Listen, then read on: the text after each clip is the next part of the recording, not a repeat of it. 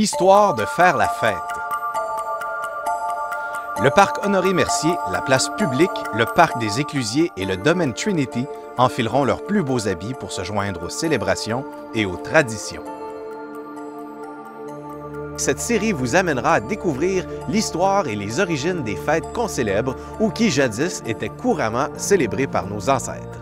Ces fêtes seront également soulignées par la transformation de l'oie salvatrice. Cette œuvre gigantesque et majestueuse a été créée par les artistes joannais Patrick Mona et Diane Tremblay et se renouvellera au fil du temps.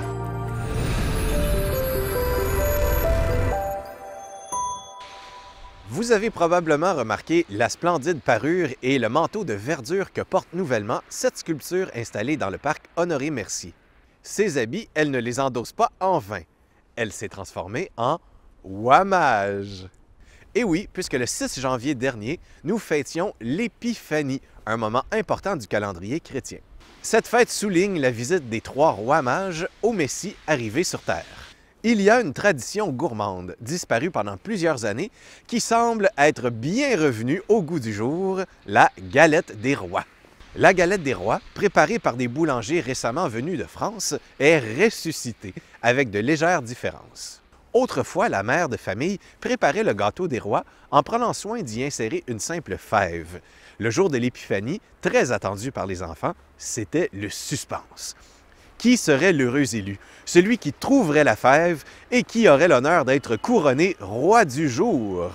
Aujourd'hui, on peut se procurer la galette des rois dans la plupart des boulangeries ou épiceries. Mais attention les dentiers, une petite figurine, souvent en céramique, s'y cache.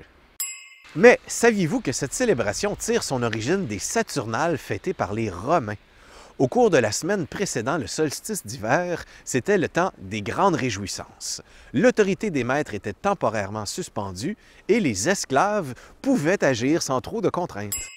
Même que l'un d'eux était parfois choisi à titre de grand maître. Pour terminer, n'oubliez pas de faire sauter vos crêpes le 2 février pour la Chandeleur, ce qui vous donnera peut-être la prospérité pour toute la prochaine année. Selon la tradition, il faut faire sauter la crêpe de la main droite pendant qu'on tient de la main gauche une bonne pièce de monnaie. Pour les fines bouches, voici une excellente recette de crêpes françaises.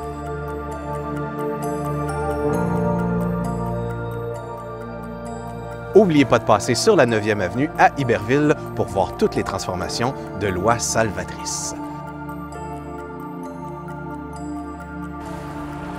Allez, on se dit à bientôt pour un autre épisode où on décortiquera la Chandeleur et la Saint-Valentin.